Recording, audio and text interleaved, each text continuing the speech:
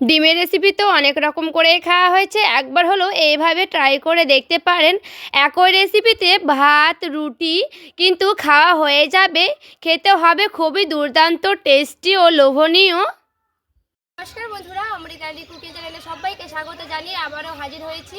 তো যে সকল বন্ধুরা ইউটিউব চ্যানেল থেকে দেখছেন তারা প্লিজ চ্যানেলটাকে সাবস্ক্রাইব করে আমার পাশে থাকবেন, আর যারা ফেসবুক থেকে দেখছেন তারা পেজটাকে ফলো করে রাখবেন।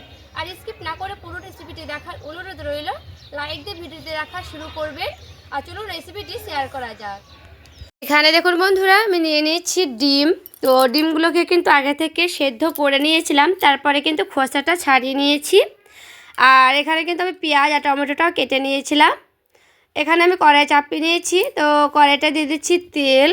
তো কড়াইয়ে আমি তেলটা কিন্তু খুব ভালো গরম করে নিয়েছি। তো দিয়ে দিচ্ছি হলুদের গুঁড়া। হলুদের গুঁড়াটাকে দিয়ে খুব ভালো মতো করে কড়াই গায়ে লাগিয়ে নিচ্ছি। এরপর আমি ডিমগুলোকে ভেজে নেব। তো একে একে কিন্তু আমি সবগুলো ডিম দিয়ে দিচ্ছি। তো ডিমটাকে খুব ভালো মতো করে একটু এপিট ওপিট দুই পিঠ কিন্তু খুব ভালো মতো করে নাড়াচাড়া করে নিতে হবে। আর দেখুন লাল লাল করে কিন্তু ভেজে নিয়েছি। এরপরে আমি উঠিয়ে নিচ্ছি ডিমগুলোকে। তো ডিমটাকে কিন্তু সবগুলো ডিম আমি উঠিয়ে নিলাম। এখানে আমি কড়াই দিয়ে দিচ্ছি আলু। তো আলুটাকে কিন্তু আগে থেকে আমি হালকা ভাপে নিয়েছিলাম। তো এরপরে কিন্তু আলুটাকেও খুব ভালো মতো করে নাড়াচাড়া করে নিচ্ছি। তো আলুটা ভাজানো হয়ে গেলে কিন্তু আলুগুলোকে আমি উঠিয়ে নেব। এরপরে দেখুন কড়াই দিয়ে দিচ্ছি আবারও অল্প পরিমাণে তেল, আর দিয়ে দিচ্ছি গোটা জিরে। এরপর আমি পেঁয়াজ কাটাগুলোকে দিয়ে দেব। তো পেঁয়াজগুলোকে দিয়েও খুব ভালো মতো করে নাড়াচাড়া করে নিচ্ছি। এখানে কিন্তু পেঁয়াজটাকে খুব ভালো মতো করে লাল লাল করে ভেজে নেব। তো আর এখানে আমি দিয়ে দিচ্ছি মশলা। এখানে আমি আদা পেস্ট আর লঙ্কা পেস্ট জিরে একসঙ্গে কিন্তু পেস্ট করে নিয়েছিলাম। এরপরে দিয়ে দিচ্ছি লবণ, দিয়ে দেবো হলুদের গুঁড়া। তো খুব ভালো মতো করে নাড়াচাড়া করে নিচ্ছি। এরপরে দিয়ে দিচ্ছি কাশ্মীরি লঙ্কার গুঁড়া, দিয়ে খুব ভালো মতো করে একটু নেড়ে নিলাম। দিয়ে দিচ্ছি টমেটো কাটা।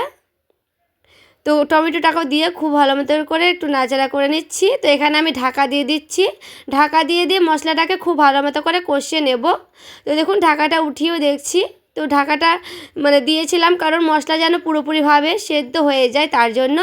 এতে করে পেঁয়াজ আর টমেটোগুলো কিন্তু খুব ভালো মতো করে সেদ্ধ হয়ে যাবে, আর মশলাটা কিন্তু খুব ভালো মতো করে কষানো হয়ে যাবে।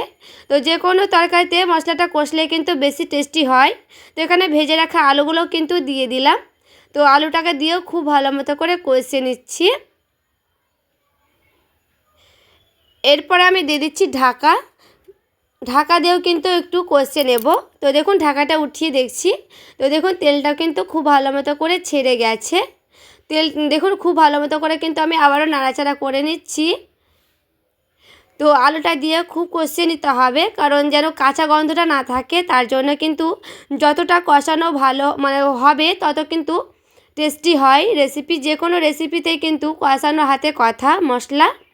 তো দেখুন কষানো কিন্তু হয়ে গেছে। দিয়ে দিচ্ছি আমি জলটা একটু বেশি রাখছি, কারণ আলুগুলো সেদ্ধ হবে তার জন্য। তো দিয়ে দিচ্ছি ঢাকা। তো ঢাকাটা দিয়েও কিন্তু খুব ভালো মতো করে আলুটাকে সেদ্ধ করে নেব। তো দেখুন ঢাকাটা উঠিয়ে নিয়েছি। এরপরে কিন্তু খুব ভালো মতো করে একটু নাড়াচাড়া করে নিলাম। তো ডিমগুলো কিন্তু আমি দিয়ে দিচ্ছি। ডিমটাকে দিয়েও কিন্তু একটু ভালো মতো করে নাড়াচাড়া করে নিচ্ছি।